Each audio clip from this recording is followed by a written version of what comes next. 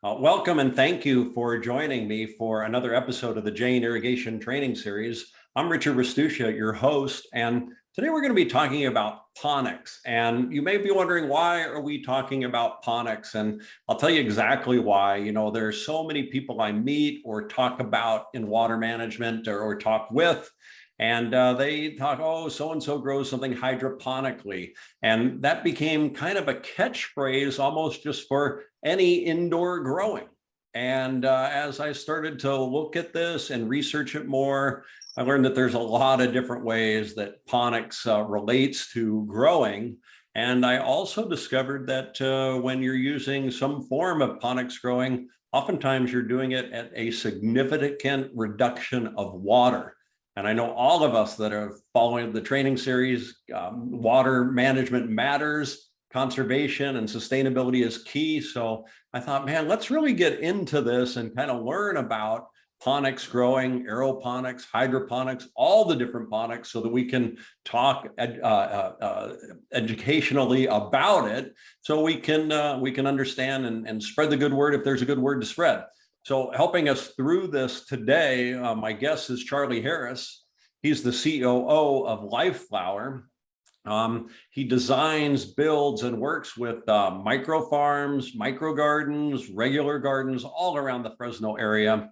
He's been a real leader in this movement of ponics in the Central Valley, and he does a lot of teaching about ponics. So we're really fortunate to have Charlie with us today.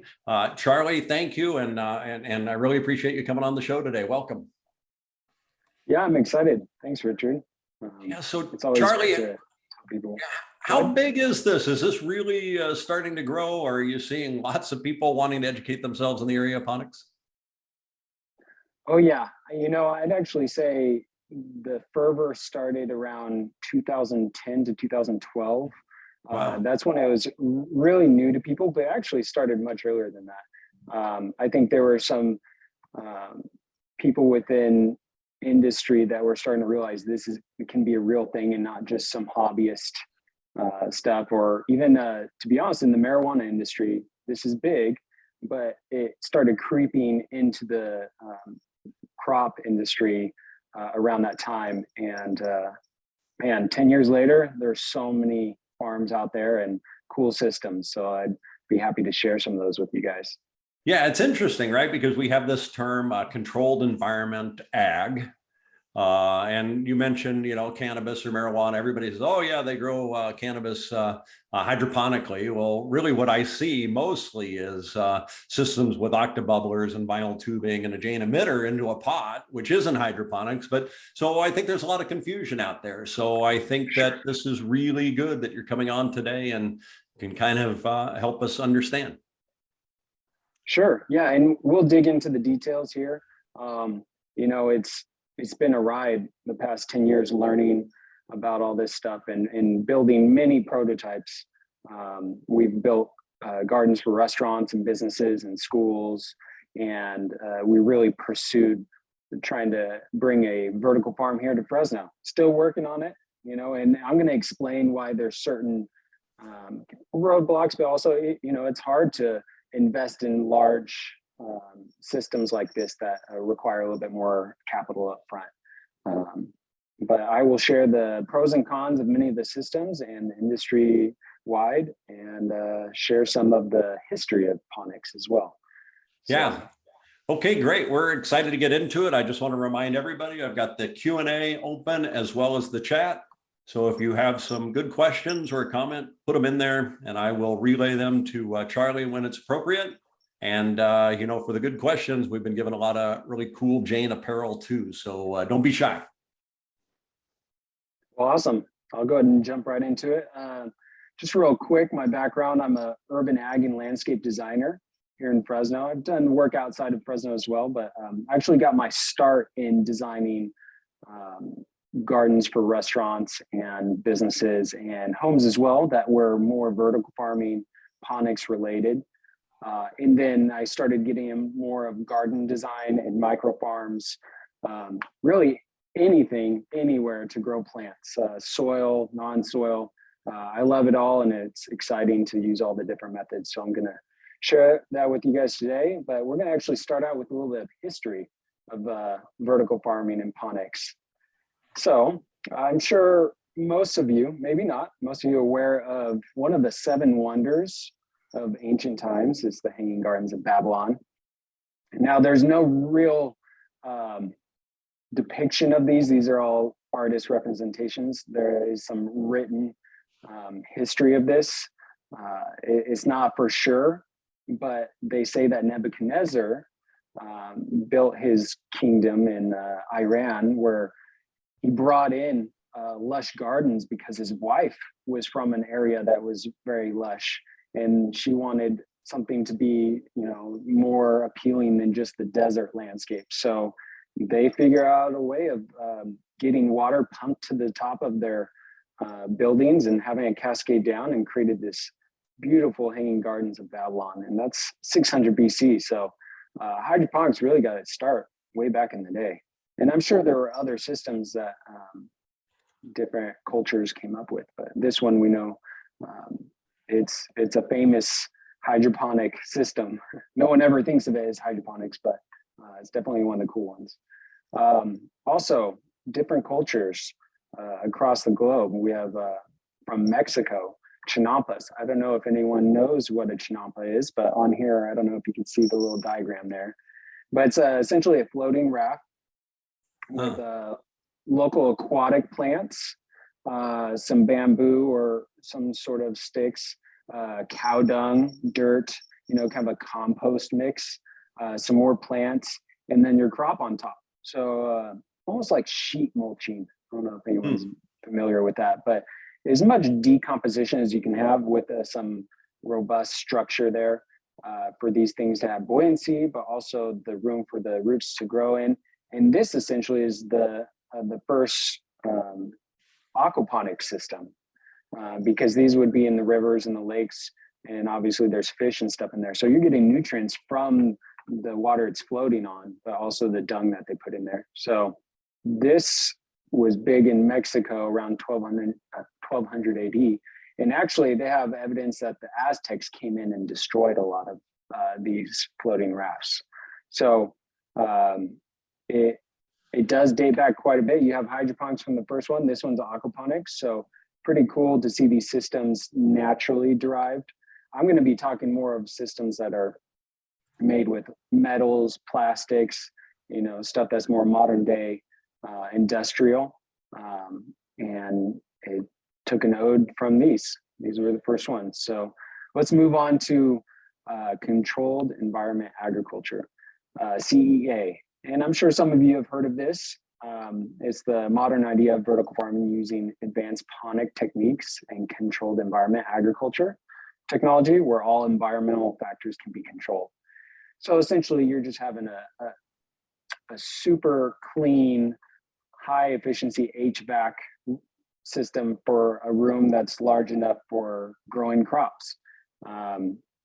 People can grow in their houses and in warehouses, but you really can't grow effectively if all these environmental factors are not controlled.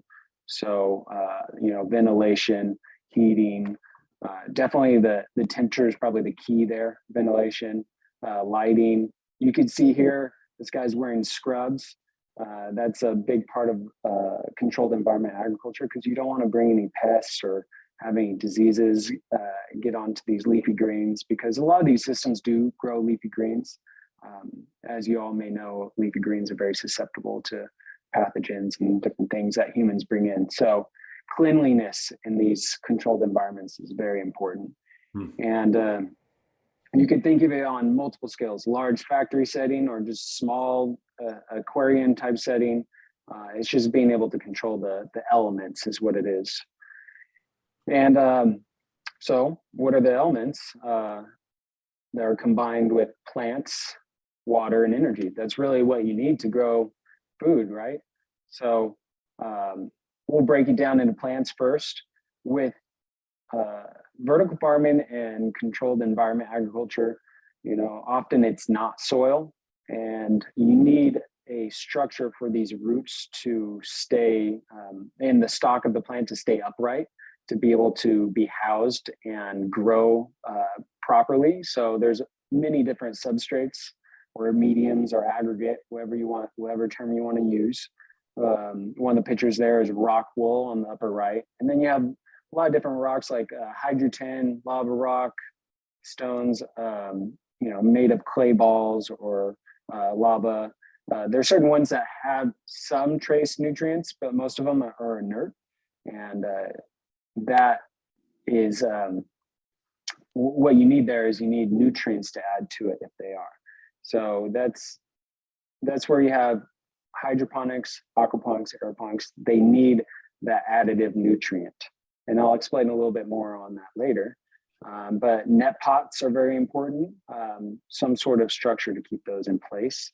And you could do all sorts of plants. Leafy greens and microgreens are probably the most famous and most popular because they're easier to grow, faster to grow in these controlled environments. You can grow herbs, which are more perennials. You don't have to replace them all the time, but I'd say the biggest herbs grown are basil. That's probably the number one. It grows fast and grows well and sells well at the market. And that's something we're going to get into is, what do you grow? Why do you grow something to make money or to feed your family? And where's the market? That's really important. And you can grow tomatoes, cucumbers, squash, but you need a system that can handle these large growing vines and large plants that get up to 4 feet. So you have to create a trellis system. You have to have a little bit larger of a reservoir for the roots to grow in, give them that room to really reach and develop. So you can have a 1 gallon container. You can have a very shallow container or a 5 gallon container. It really depends on the plant you're growing and at what age it's in. So I'll talk a little bit about that later. But one thing that I think people don't grow too often are trees. It is doable, but you need a huge reservoir container for those roots to grow. And these trees, they grow huge. So imagine the way it looks above, so below. So you need a system to house those roots that's quite large. And that's why they just aren't economical, but it could be a cool thing to try out. Charlie, we have a couple questions on that last slide. So the rock wool, it's the vessel, but does it also hold water at all? Yes. Yeah. So rock wool does hold water. It's spongy.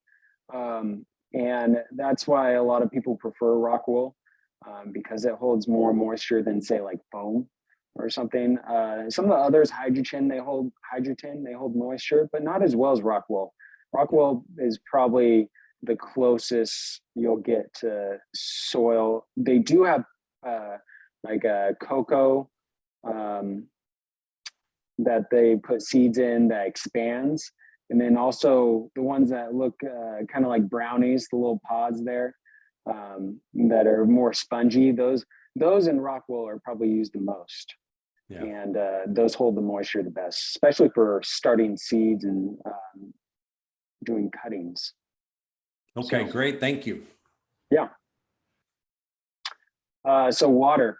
This is probably the most important aspect to this presentation, since you guys are all about pushing water where it needs to go, right? So, man, the amount of different types of systems and sizes of tubing and pipes, and it's really an art, to be honest. Knowing how much pressure you need for how high you're pumping things and how much water you need and where you need it to go. Do you need the tube to be flexible? All that stuff you have to keep in mind.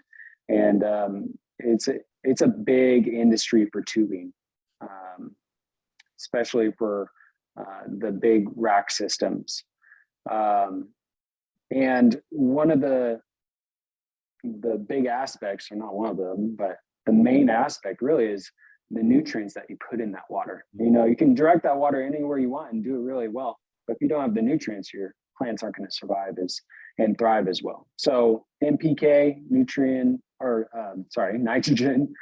phosphorus, and potassium, and trace minerals are great too. Something that's soluble. So it's hard to use organics, especially things like worm castings, because they're not broken down enough to be uptaken by the roots. It's too large, it's not soluble enough for the roots. So there's a lot of synthetic fertilizers out there. There's actually no organic certified fertilizer for hydroponics right now. There are certain groups that say they do have that. And it just hasn't gotten to that point where it's been certified and everyone agrees on it. So right now the industry works with synthetics because nitrogen is the big issue. How do we get enough nitrogen in there that's soluble? So go ahead. When you water hydroponically, you're applying nitrogen every time? No, what you do is you say you get a gallon of water, and for certain size of the plant, if it's a youngin or if it's an older one, that depends on how much you put in there. So parts per million is what you would measure. Mm-hmm. And it can, for a small one, 100, parts per million, 100 to 200. And then for something that's a little bit more grown, around 300 to 400 parts per million. So that will have a little bit more nitrogen, more nutrients. And you can actually tell by the mixture if it's like lighter brown or darker brown. But you'll need probes. If you can see there in top right, you need to know your pH, your temperature, and your parts per million, or it's called EC, electrical conductivity. And so those are the things you need to measure, and they need to be precise if you really want to do this well. It's kind of like driving a Ferrari, manual Ferrari. If you don't know how to use it, you won't go very fast, but if you do, you'll go very fast, and it works great. So monitoring these systems, using the right probes, and really managing them closely, observing, and keeping those within a range that the plant likes. And really, it's all about testing. It's such a scientific process and of observation and tweaking. It's a fun part to work with the kids on. So pH is usually between 5.8 and 7. It really depends on the plant. And then pumps are very important. If you're pumping something 6 feet high, you need a larger pump, you need a higher head. And if you're doing a cascade system, you only need to pump it to a certain spot. But if you're doing a whole row of them where you need to pump it way down the line, and you have 30 heads that are, using water that are coming out that need that pressure, you need a larger pump.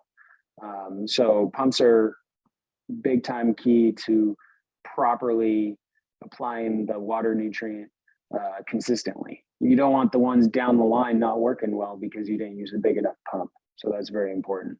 The size of the tubing,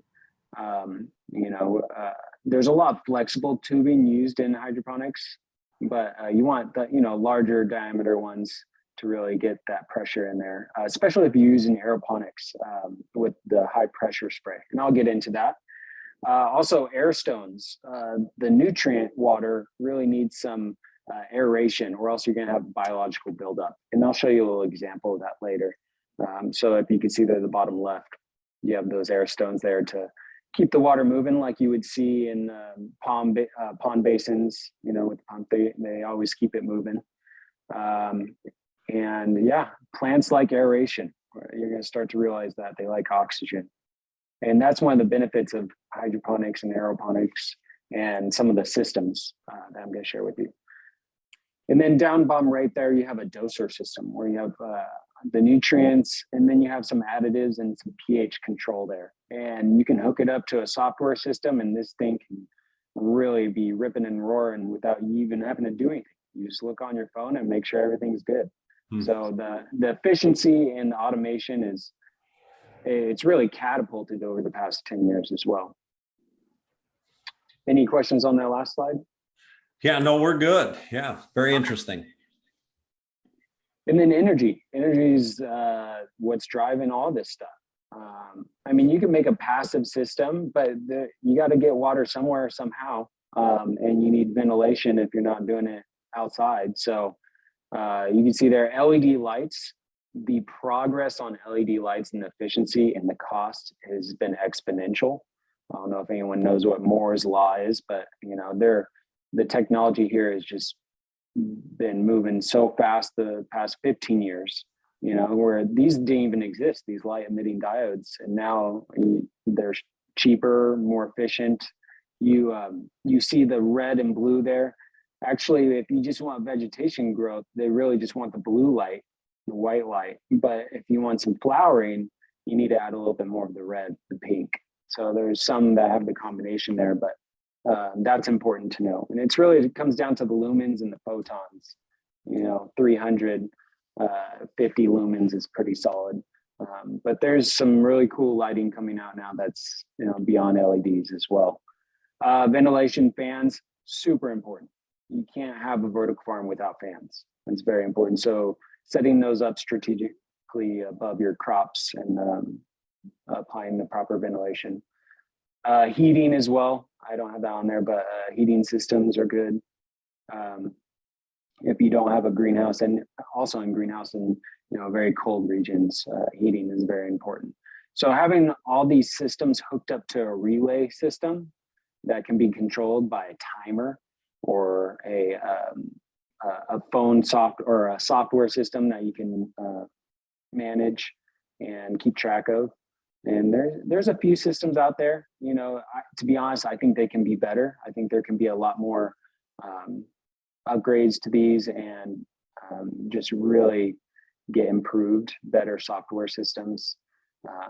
But managing the sensors and hooking it up to the automation is very important. Like I said, it's a manual Ferrari. If you can hone it in, you can go super fast. A lot of times people have used solar for these systems. Running these off of renewable energy is the most sustainable way.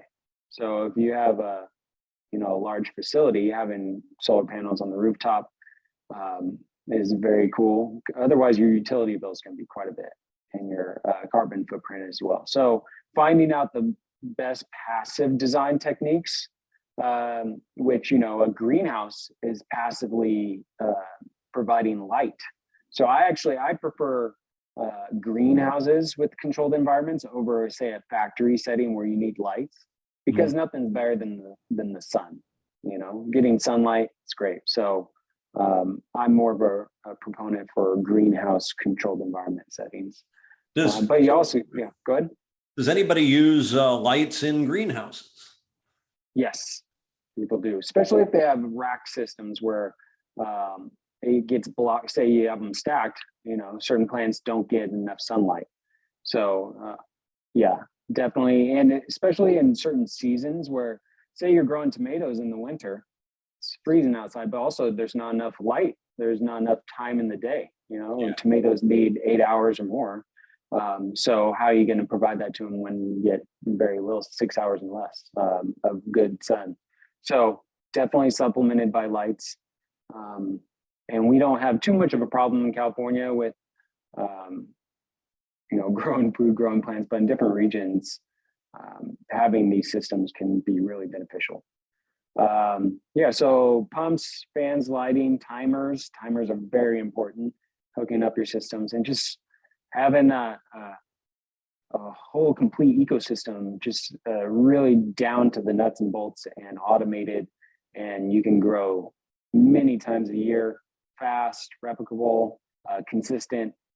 And that's why this stuff draws people to it, draws investors and companies to it. So, and actually, just to give you a little heads up, the lighting and certain nutrients will make a plant taste different, which is unique. So you can mess around with certain, tweak little aspects, and you can get a different taste coming out of the arugula or the lettuce than you did before, which is very interesting.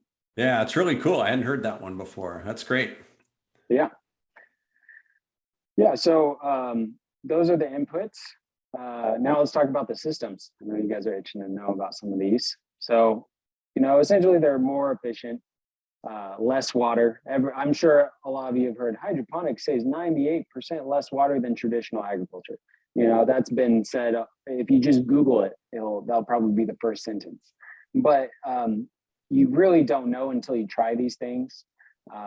And the water it's lightweight compared to, say, a large system with soil that will have water in it. You know, it's much heavier, much more dense. So that's where there's a benefit as well. And that's why going vertically makes sense with these systems. Mhm. So let's start out with a wick system.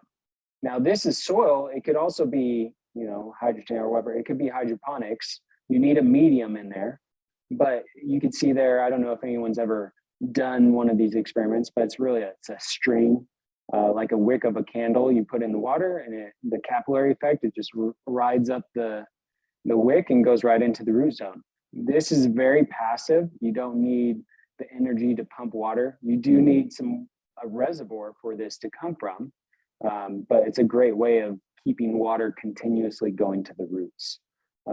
Very low tech, affordable.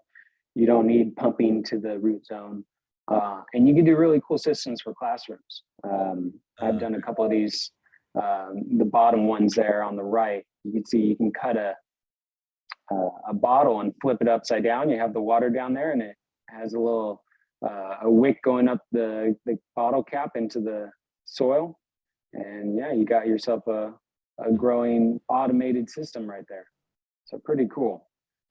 And if there's any questions, just stop me real quick on certain techniques, but I'll try and run through these quick. Deep water culture. So this is one of the more popular ones. You just really have a floating raft system with these plants in it. It's the foliage on the top and roots on the bottom. You stick these plants into the foam. You usually separate it open and close it, and it holds it in there, and it just floats on the water. So these roots are completely submerged all the time, which can be an issue. There can be a risk of root rot because they're wet the whole time. So, you know, plants like to have a break from wetness. They like to dry out a little bit. And there can be algae buildup, some biological buildup that can cause some problems. And also the oxygen level isn't as high as some other systems. So you need the air stone in there to keep that moving, pump the oxygen in there, keep the biologicals down. And you can see here, pretty easy system. You can poke holes in a piece of foam and put a plant in there and put it on nutrient water and you got yourself a farm. So pretty cool. These are going to always be around. This is one of the most popular systems, easy to do. But there are some downsides. They don't grow as fast as some of the other systems, and I'll explain why. Ebb and flow. So this is probably my favorite, the one that I think is the most effective. And you can see there, you have a reservoir where you're pumping water from into another container. And so it fills up that container. And then when it hits a certain point, there's a bell siphon that goes off, and then a little ball lifts up and it floods back into the reservoir. So it ebb and flows, you know, it goes up and down. And actually it provides the nutrients at a certain time, gets them wet, goes back in, and they dry out and they have some more aeration that can happen there. And the water is constantly moving. You know, you could set this on a timer every 20 minutes or every hour, whatever fits, you know, whatever you feel like is best for the plants that you have, and however moist they stay for however long. But I think this system keeps the aeration going, keeps the biologicals down. You don't need an air stone, and the plants love it. They love the combination of aeration and water at certain times. So honing that in can make a really awesome system. Yeah, so they get a lot more oxygen that way, right? Yes. Yeah. And, yeah, right.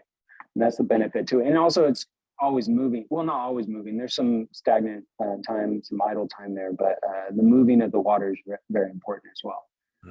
Okay, great. Yeah, very cool. So these systems are used quite often for cannabis, hydroponics for cannabis. There on that left side, that's a pretty popular system where you have one reservoir that you check your parts per million, your nutrients, all that is in there. And then at a certain time, it pumps to all those connected containers there, fills them up, and then goes back in.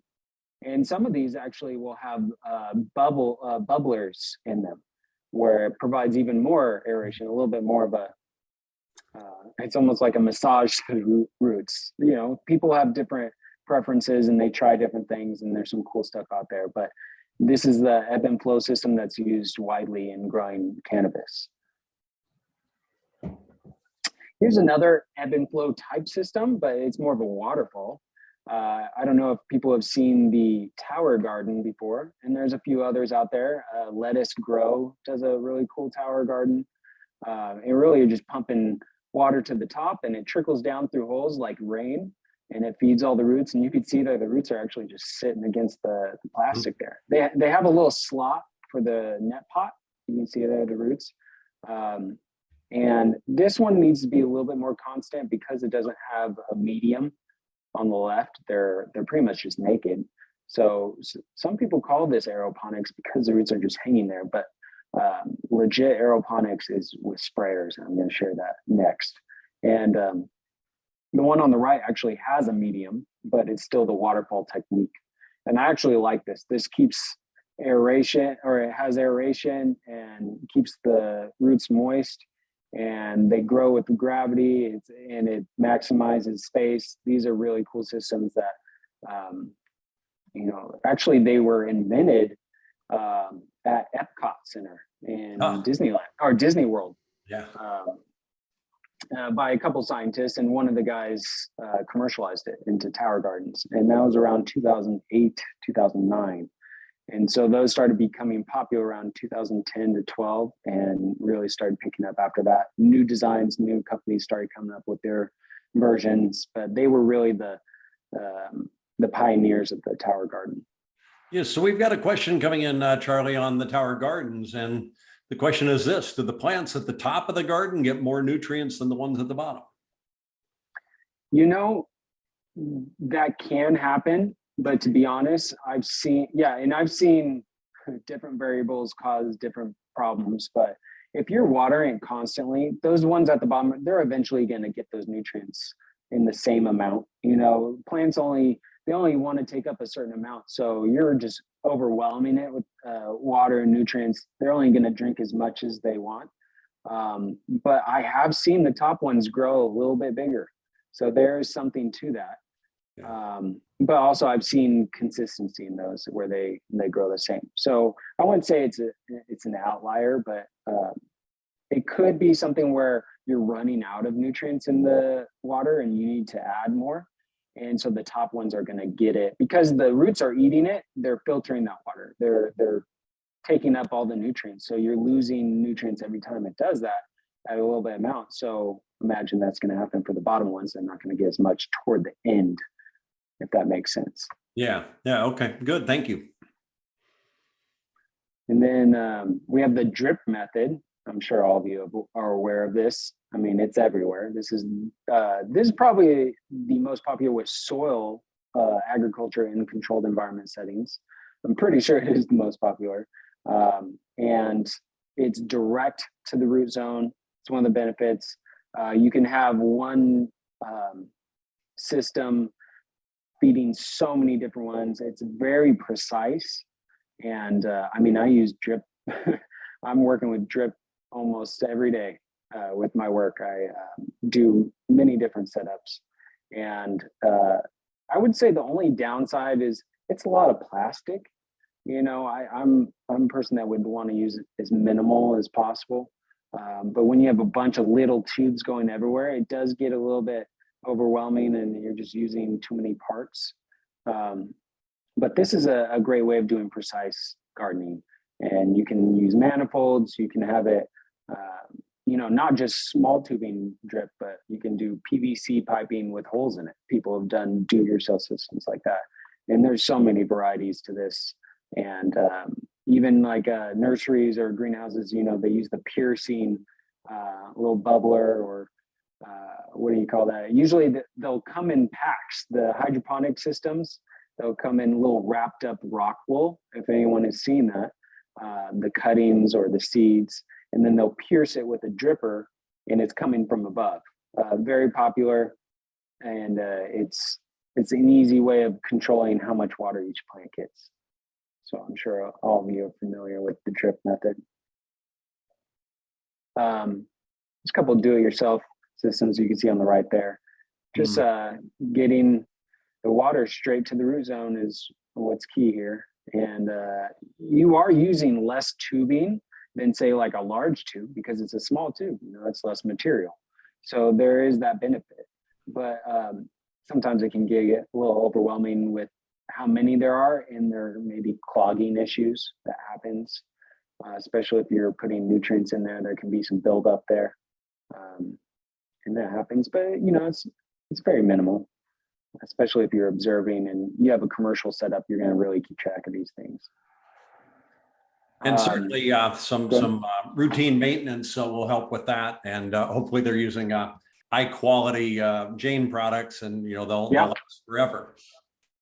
Yeah, absolutely. And that's a big thing, is the durability of these tubings. You want to make sure you're getting them from a good supplier. And Jane is definitely a good one. And you guys have all sorts of different ones there. I prefer flexibility in my tubings and long lasting, durable. That's why I always go for it. It's better to get quality than quantity. That's what I say. Yeah, and we sell vinyl tubing for indoor because you get that flexibility, right? It goes around corners very easily, and that is a big seller, and they will last for years and years and years. Yeah, very cool. And there are actually some systems that don't even need tubing.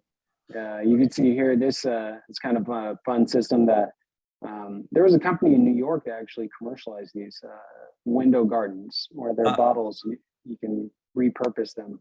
Good. Sorry. Yeah, I was going to say, this is amazing. I hadn't seen this. This is really cool for your window. I love it. Yeah, so you pump water to the top, and you have one connection to the first tube, and it cascades down. Yeah. Very cool. I've done a variety of these systems, not just bottles, but I've actually done like Tupperware containers. Yeah, I mean, it's anything that can hold the medium and hold the plants. You could do it many different ways. And that was the fun part about prototyping a lot of different restaurant gardens and school gardens. There's all the crazy ways you can grow a plant. And this is definitely a good way of doing it. This one, similar to the tower garden, the bottom ones don't get as many nutrients, especially when it's soil. When there's a medium there, the nutrients get held up at the top part. So in this one, the top plants would definitely be a little bit bigger than the bottom ones. And that just means, adding more nutrients, doing it more often, so those bottom ones do get it. So we have another question coming in, and the question's about the pumps that you use for these systems. I mean, it's got to be all sorts of different pumps depending on the size of the system, right? But what do you see that's pretty common? Aquarium size pumps. I mean, just like that big, that have the suction, and you put them in a reservoir, and you have to have a certain amount of water covering the pump so it doesn't go dry. And it really depends on how far you're moving the water, how high you're moving the water, and the size of the tubing helps as well. So you need adapters to reduce certain sizes or make them larger. And whenever we're deciding what pump to use, always go with the bigger one, always. Right. So, yeah. And then nutrient film technique. This one's very cool and very popular. I would say it competes with the ebb and flow. It's very similar to that.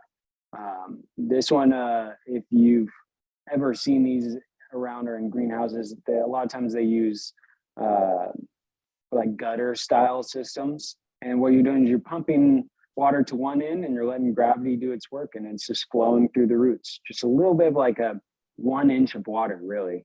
And the roots love it. They're getting oxygen at the same time they're getting a stream of water. So you can see on the left, those are kind of a gutter looking system. The only issue is when there's sunlight shining in there, you see at the end of them, all the algae build up. So that is an issue, and it can, contaminate the water as you go. So you got to clean them a little bit more often than others when they're exposed like that. The one on the right, that one's closed. So you don't have that sunlight shining in on that system. So I would, when using nutrient film technique, I would have it more closed than this one on the left. This one's a little bit more open and exposed. I like the idea of controlling these environments much better than that left one. But yeah, you're just using gravity. Once again, a pump that can get to one end, and then it just drains to the other end, and just keep that cycle going, and you do it on a timer and however long is needed, and change out the nutrients appropriately. That is so cool. Yeah, and this one's a similar system to nutrient film technique, very unique. This one was invented probably around 2012 or so. As you can see here, the sunlight's in the middle, and it's called a carousel system, and it moves however fast you want it to move, but it moves relatively slow, where you have a plant dipping every like 10 seconds or so. They go in there. Some of them will sit and let them sit there and then rotate every minute. You know, it all depends on the size of the plant. But you only can do really like leafy greens and smaller plants that have shallower roots too. As you can see there on the picture on the right, you want to keep feeding that little zone there where the plants dip. You can even just have one reservoir just sitting in water and the plants going through it. But this is more like deep water culture mixed with nutrient film technique. You don't have water running necessarily, but you have a thin level of water that the plants are going into, and they just rotate, and they are getting aeration as they spin there, you know, not exposed to the water. Kind of a unique system, and it's maximizing space. You know, you can, I don't even know if this would be called vertical. It's called circular farming. Yeah. But very cool system that people try. The upfront cost of these are a little bit expensive, and I think that's why you don't see much of them. Yeah. So Charlie, do you see a lot of issues with disease, right? Issues in the pathogens, maybe in the water, and then this just being wicked up to the plants? Is that a problem? What do you do about it? It is a problem. I wouldn't say it's too prominent, but it's changing out that reservoir. And another way is using different varieties of plants, so the strain can't get passed on. Using monoculture methods, where it's just one crop, can increase the likelihood of spreading disease and pathogens. And then separating certain zones is big too. I wouldn't put everything on one line. You know, I would create them in zones and reduce that likelihood of pathogens being a problem.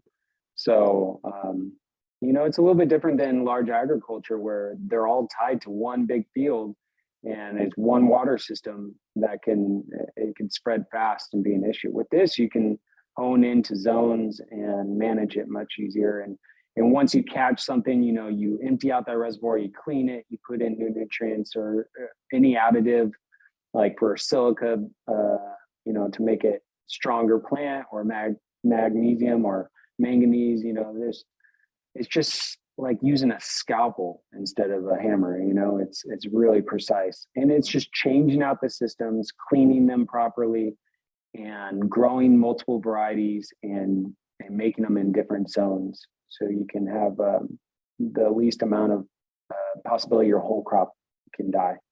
Yeah, great analogy with the scalpel, and yeah, that totally makes sense. Yeah. So here, aeroponics.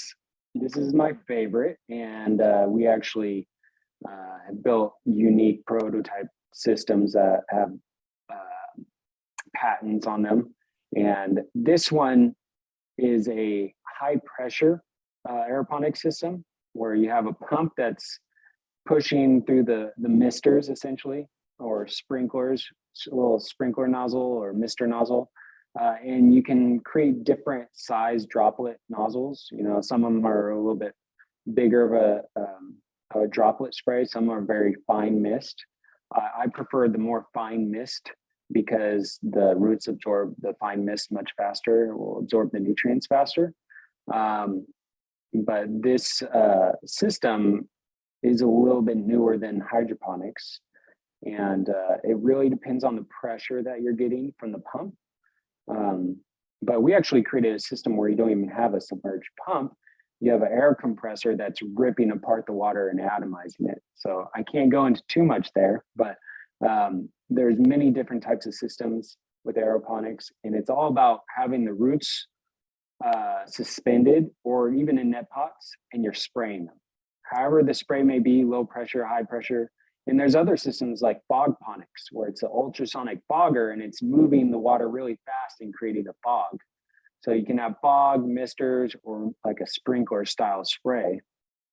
And these systems grow probably the fastest out of all the systems because the water droplets are small, the roots absorb them much faster, absorb the nutrients much faster, and you have more aeration as well. So this is the Lamborghini of I don't want to compare Lamborghini and Ferrari, but if you have the fastest car in the world, then you got to learn how to drive it, and it's hard.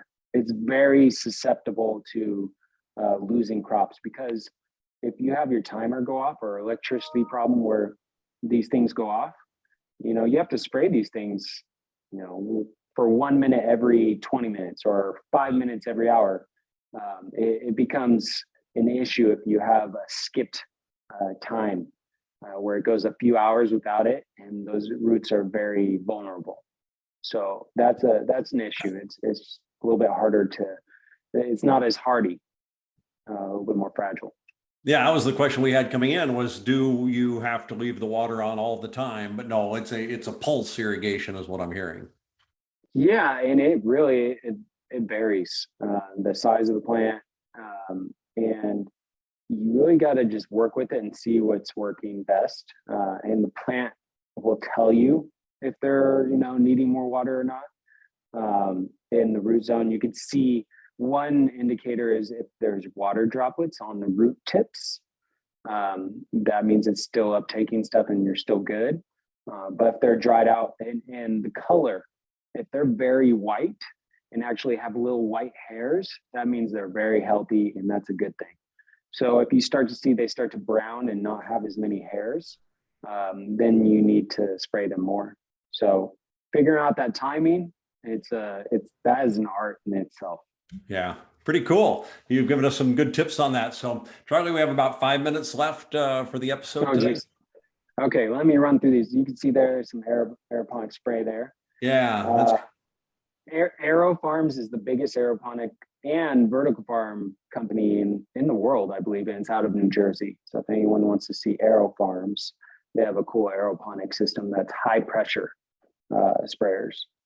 Aquaponics, the fish, they're pooping and they're peeing, and the plants love it. That's food for the plants. So you pump that poop water up into the plants, and the plants clean that water. They filter it by eating it, all the bacteria and nutrients, and all that clean water goes right back into it. So it's a symbiotic system.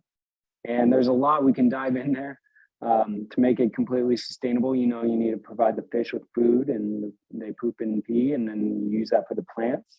It's a great closed loop system, and fun for the kids. And you can actually, create some fish tacos in one system where you're growing tilapia, onion, tomato, lettuce, and you got your own little taco stand right there in the aquaponics. Yeah, very cool.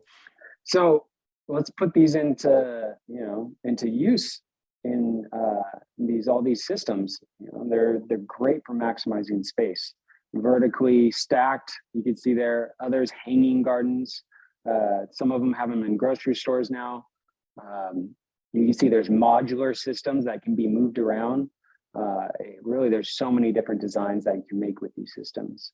And modular ones are my favorite. So you can move them, and they're easy to remove and fix and all that. Here are some big greenhouse ones where you have the tower gardens. You can see there, each one of those tower gardens are about $500, $600. So you can see how much it costs to invest in these systems. It's quite a bit, when you have all the materials, all the equipment. But no lighting needed in greenhouses. That's why they're great. And yeah, there's many systems out there that you can find online. Some cool wall facades.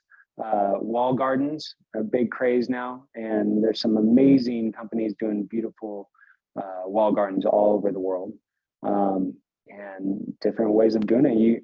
You'll see hydroponic, like the cascading, the waterfall type systems where you pump them from the top to the bottom. And then, that's probably the main system that people use, but there's other ones here that are a little bit smaller that use aeroponics too, or soil. Also shipping containers. These are a little bit newer that started coming on the scene in 2015 or so. And there's some companies like Kimball Musk, Elon Musk's brother started a company in the Bronx where they're doing shipping containers. And now they have, Now shipping containers are kind of the big novelty around, where everyday people invest in these systems and have them for executive chefs or growing them for markets. And it's all contained, controlled environment. Everything's in a small space. You can grow these anywhere. The only thing that's a little bit cramped, from the people I've talked to that work these, it's not the greatest work environment because it's so cramped, and cleaning and doing everything is a little bit tougher, but it's maximizing space, that's for sure. And then this one is one of the newer ones, Iron Ox. My buddy works for these guys, and they actually work with NASA, I believe, as well. And their whole spiel is automation and robotics. It comes down to just letting them do the work and really hone in on the details. You can see there's a camera on the robot there to pick which ones are ready to go, and you just create the algorithm for what it needs to see, what to pick, and if there's any problems. And then you can move all these systems around and have them be transitioned from small to big. And they're selling these in stores. They're not even selling these products. They're not even selling the equipment for people to use. They're just investing in selling in stores. And they just got a huge round of funding earlier this year. And they're building a huge system in Texas right now. I don't know if it's done yet, but this is the future, automation by robots, that will be on other planets as well.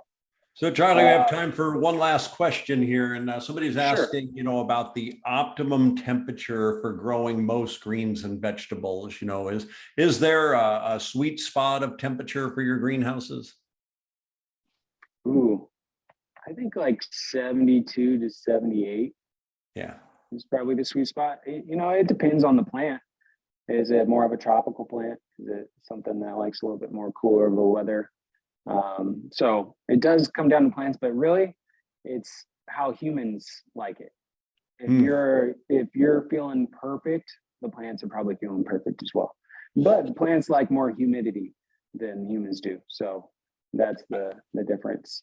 That's funny. I had a professor in college and he said, only live where you can grow avocados, because you're going to really enjoy the temperature there.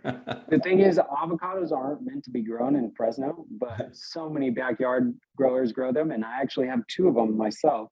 Yeah. And they struggle a little bit with the frost and the heat, but once they're established, they can do it. But yes, I agree with that. Yeah. So Charlie, gosh, this has been really good. I really appreciate the information today. This is what I was looking for. If people have additional questions, and man, I want to bring you back in a month or 2 to kind of do a deeper dive into a few of these sections, because it was really fascinating, really interesting. But anyway, people can reach out to you at your email address or your phone number. That's okay.